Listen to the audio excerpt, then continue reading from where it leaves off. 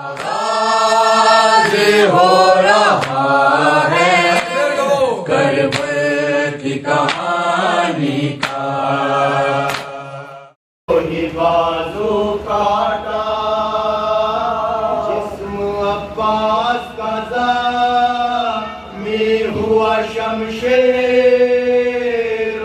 से। मश्क खाली हुई पानी की भरी तीरों से। मश्क खाली हुई पानी की भरी तीरों से। ये मक्तल में अबू मखनफ रावी ने लिखा, जब गिरा घोड़े से वो ज़ैगा मुज़रगा में खुदा, हो गई ख़ेमे असमत में क़यामत बरपा। निकले हाथों से कमर पकड़े इमामे दोसरा। निकले हाथों से कमर पकड़े इमामे दोसरा।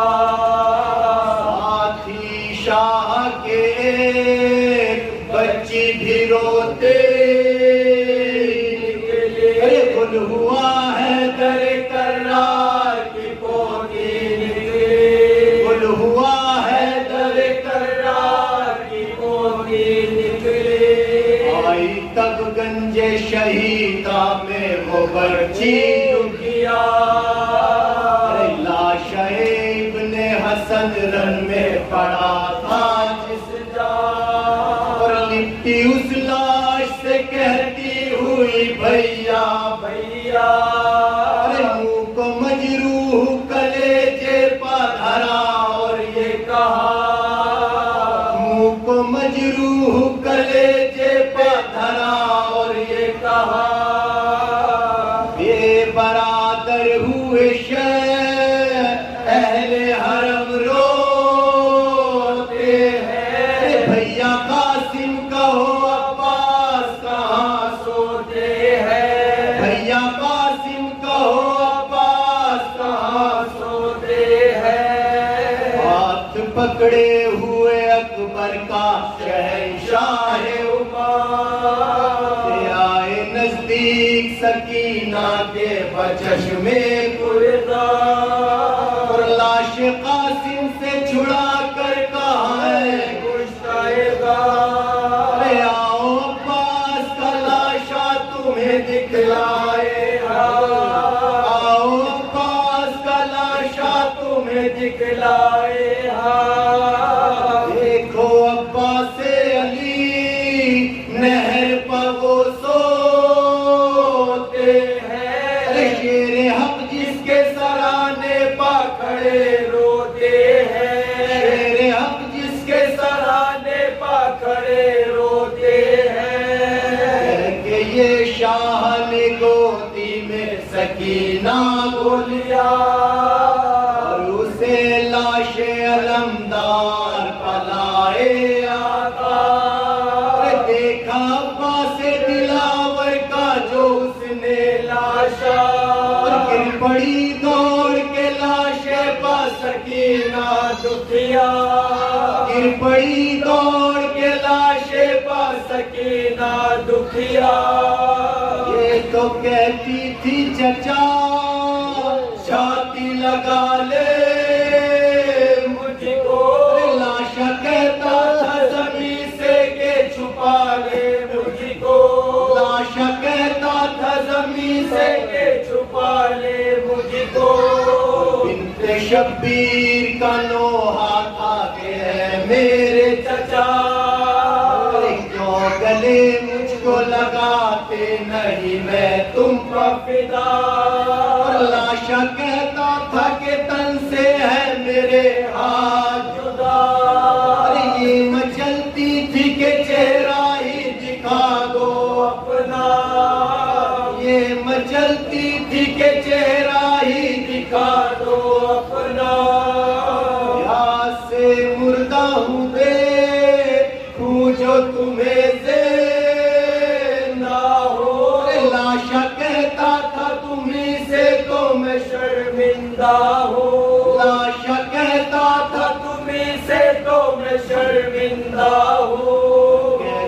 تھی بالی سکینہ کے ہے کیا شرم و حجاب، لاش سے آتی تھی آواز کے پہنچایا نہ، عرض یہ کرتی تھی رو رو کے بہالے بیٹا، پانی پہنچا کے نہ پہنچا پا ہوا تم کو ثواب، پانی پہنچا کے نہ پہنچا پا ہوا تم کو ثواب، پانی پیتی تو میں خوش ہو کے دعائیں دیتی، پر کٹے شانوں کی اب بھی ہوں بلائے لیتی، پر کٹے شانوں کی اب بھی ہوں بلائے لیتی، حقیقت میں سکینہ سے اگر تم ہو خفا،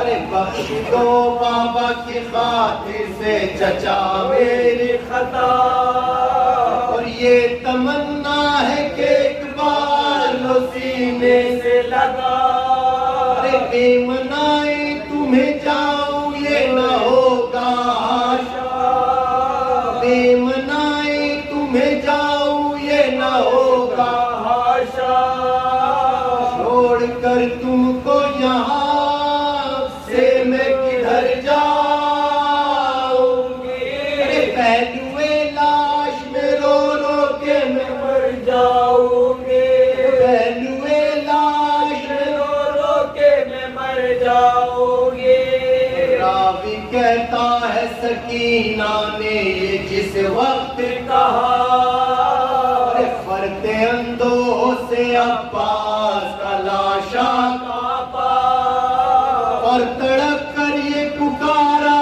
کہ چچا تم کا فدا، اے میری جان علمدار نہیں تجھ سے خفا، اے میری جان علمدار نہیں تجھ سے خفا، دست رست یار پاس تو ہے ہاتھ، چھاتی کس طرح لگاؤں کہ میرے ہاتھ نہیں، چھاتی کس طرح لگاؤں کہ میرے ہاتھ نہیں، اے گلے ملنے کی ایسی خوشی تم کو اگر، آؤ تم سینہ زخمی پا میرے رکھ دو سر، پر مجھے ڈر ہے کہیں خون میں نہ ہو جاؤ تر، سینکڑوں زخم ہے نیزے کے میرے سینے پر، سینکڑوں زخم ہے نیزے کے میرے سینے پر، منہ نہ دکھلاؤں گا شاہ کی جائے تجھ کو، شرم آتی ہے کہ پہنچایا نہ پانی تجھ کو، شرم آتی ہے کہ پہنچایا نہ پانی تجھ کو، بھر کے مشکی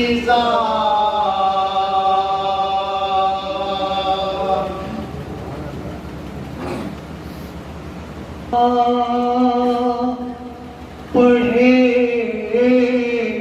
کلمہ اسے عباس کہتے ہیں، وفا جس کا پڑھے کلمہ اسے عباس کہتے ہیں، جسے سجدے کرے سجدہ اسے عباس کہتے ہیں، وہ پیاسا پیاس نے جس کی کیا سیراب دریا کو، وہ پیاسا پیاس نے جس کیا سیراب دریا کو، ہے جس کی پیاس بھی دریا، اسے عباس کہتے ہیں۔ اور جو ہے شبیر کی قوت، علی کو ناز ہے جس پر، جو ہے شبیر کی قوت، علی کو ناز ہے جس پر، جسے زہرا کہے بیٹا، اسے عباس کہتے ہیں۔ اور لگا دے جو بغیر تیغ ہی انبار لاشوں کے، لگا دے جو بغیر تیغ ہی انبار لاشوں کے، جو پیکر ہے شجاعت کا، اسے عباس کہتے ہیں۔ وفا جس کا پڑھے کلمہ، اسے عباس کہتے ہیں۔ کہ مولا نے فرمایا کہ تم تو جانتے ہو کہ سردار مارا جاتا ہے تو لشکر کے حوصلے پست ہو جاتے ہیں۔ بس عزیزوں، جیسے ہی مولا نے یہ کہا کہ بھیا سردار مارا جاتا ہے تو لشکر کے حوصلے پست ہو جاتے ہیں، علمدار نے کچھ نہ کہا، کبھی دائیں دیکھا کبھی بائیں دیکھا، فرمایا آقا ارے جس لشکر میں علمدار تھا وہ لشکر کہاں ہے؟ سب تو راہ خدا میں کام آ چکے، اب مجھے بھی اجازت دے دیجئے۔ جو روایت میں نے فقرہ دیکھا ہے اس سے اندازہ ہوتا ہے کہ شاید جب مولا نے اجازت دینے میں تاخیر فرمائی تو عباس نے خیمے کا رخ کیا۔ شاید مقصد یہ رہا ہو کہ جا کے بہن سے گزارش کریں کہ جیسے شہزادی نے سب کو اجازت دلوائی ہے، مجھ غلام کو بھی جو اجازت دلوا دیں۔ مگر جیسے ہی مڑ کر خیمے کو دیکھا، سامنے چھوٹی بچی سکینہ اللہ تش کہتی ہوئی آ گئی۔ عباس کا دل تڑپ گیا، کہا مولا ارے پڑھنے کی اجازت نہیں دیتے، ارے سن رہے ہیں کہ بچی کیا کہہ رہی ہے؟ کہا اچھا اگر جانا چاہتے ہو تو جاؤ، بچوں کے لیے پانی کا انتظام کرو۔ آواز دی بیٹی ارے مشکیدہ لے آؤ۔ حسین کی لاٹھی خیمے کے اندر آئی، مشکیدے کو اٹھایا، مشکیدہ اٹھا کر چلی، پیچھے چھوٹے بچے چلے۔ بی بی سکینہ ارے مشکیدہ کہاں لے جا رہی ہو؟ کہا میرے بابا نے چچا سے کہا ہے پانی لانے کے لیے، اور میرا چچا اگر پانی لینے چلا گیا تو پھر پانی لے کر ضرور آئے گا۔ اے بچوں مطمئن ہو جاؤ، بس اب تمہارے پیاس کی مدت ختم ہو رہی ہے۔ مشکیزہ لا کے عباس کے حوالے کیا، آئے مولا کو سلام کیا، علم لے کر چلے 4000 کا پہرا فرات پر، اور غازی کے سامنے جنگ کا کوئی ارادہ نہیں۔ کیسے فوجوں کو ہٹایا، کس طرح فرات تک پہنچے، گھوڑا فرات میں ڈالا، مشکیزے کو تر کیا، چلو میں پانی لیا، فرمایا ظالمو ارے پہچانو عباس بے بس نہیں ہے، مگر میں پانی نہیں پی سکتا اس لیے کہ میری بچی سکینہ پیاسی ہے، وہ میرا انتظار کر رہی ہے۔ مشکیزے کو بھرا لے کر چلے۔ عزیز و عباس کی مصیبت بھی عجیب مصیبت ہے۔ کربلا کے شہیدوں کے غم میں اور دنیا کے ہر شہید کے غم میں ایک فرق پایا جاتا ہے۔ دنیا میں جب کسی شہید کا ذکر آتا ہے تو شہید کے مصائب کا ذکر آتا ہے۔ کربلا کے شہید وہ ہیں کہ جن میں تنہا انسان کے وجود کا ذکر نہیں ہے، وجود کے ایک جز پر نگاہ ڈالیں تو ایک نئی مصیبت سامنے آتی ہے۔ ہاتھوں کی مصیبت الگ، پیروں کی مصیبت الگ، سر کی مصیبت الگ، آنکھوں کی مصیبت الگ۔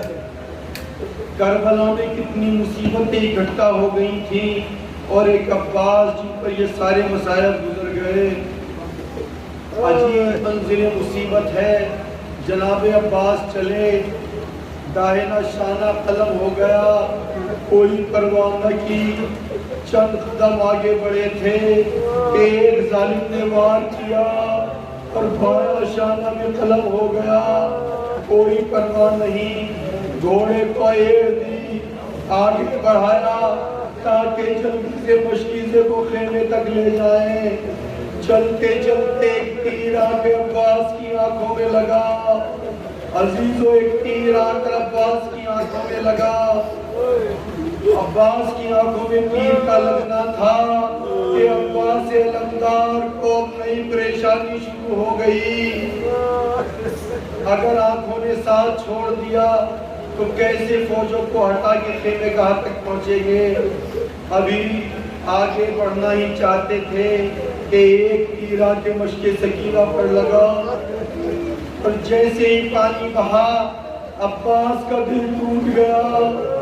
ابھی تک رخ خیمے گاہ کی طرف تھا، اب عباس نے گھوڑے کا رخ موڑ دیا۔ اب خیمے گاہ میں تھا کہ کیا کروں گا، لیکن ابھی پشت فرس پر ہیں، اب کیا کریں؟ خیمے گاہ میں جانا نہیں ہے اس لیے کہ پانی نہیں رہ گیا، مشق کا سارا پانی بہ گیا۔ لیکن اب ایک نئی مصیبت ہے کہ یہ شانہ بھی کٹ چکا ہے، وہ ہاتھ بھی قلم ہو چکا، آنکھ میں تیر لگا ہوا ہے۔ تیر کو نکالے تو کس طرح نکالے؟ روایت میں ایک فقرہ پایا جاتا ہے کہ علمدار نے یہ چاہا کہ تیر نکل جائے تاکہ ظالموں سے مقابلہ کر سکیں، مگر کیسے تیر نکالے؟ اے عزیزو، آپ کے جسم پر اگر ایک کانٹا بھی چھپ جائے تو ہاتھ ہی سے تو نکالا جائے گا، علمدار کیسے نکالے؟ روایت کا عجیب فقرہ ہے کہ سر کو جھکایا، تیر کو دونوں ظالموں میں دبایا، اور جیسے ہی سر جھکایا ویسے ہی ایک ظالم نے گوڑ لگا دیا، سر زخمی ہوا۔ علمدار خاکے کربلا کی طرف چلا، آواز دی مولا غلام کی خبر لیجئے۔ حسین گرتے پڑتے مقتل میں آئے، اس وقت پہنچے جب علمدار کا جسم زخمی ہو چکا تھا۔ بیٹھے، سر اٹھا کر زانوں پر رکھا، عباس نے اثر ہٹا لیا۔ حسین نے کہا کہ اے بھیا، ارے کیا میرے آنے میں دیر ہو گئی؟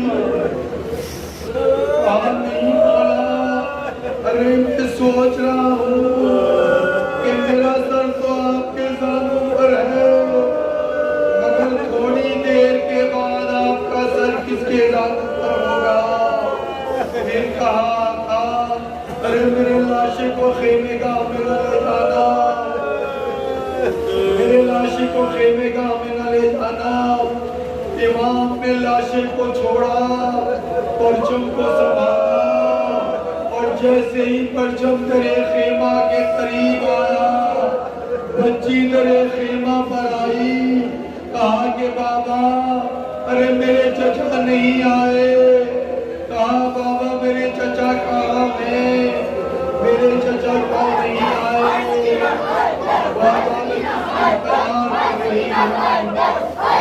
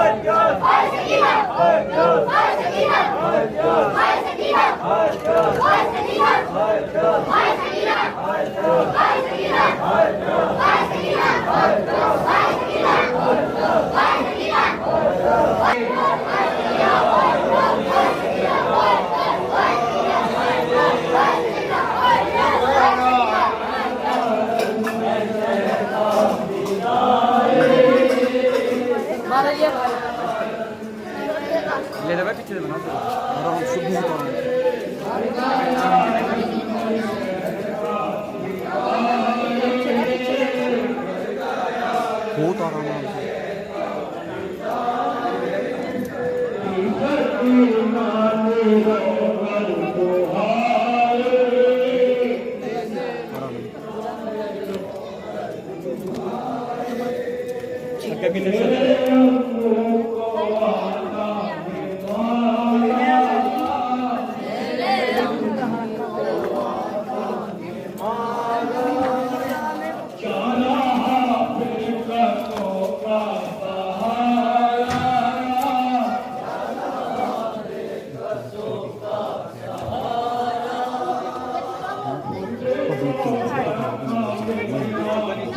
चौरस करके निकाले ऐसे बैठ के छोटी हाँ यूं तुम भी हमको छूता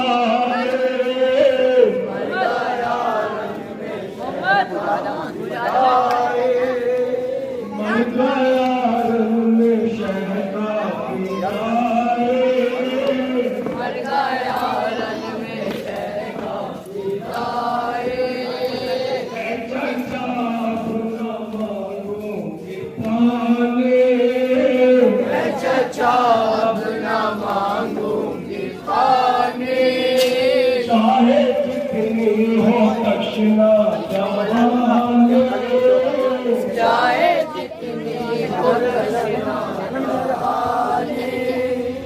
जाने है दरिया की निशान जाने है दरिया की निशानी जाने है दरिया की निशानी आवाज मत करना कुछ मैं भी मर जाऊं की पता मर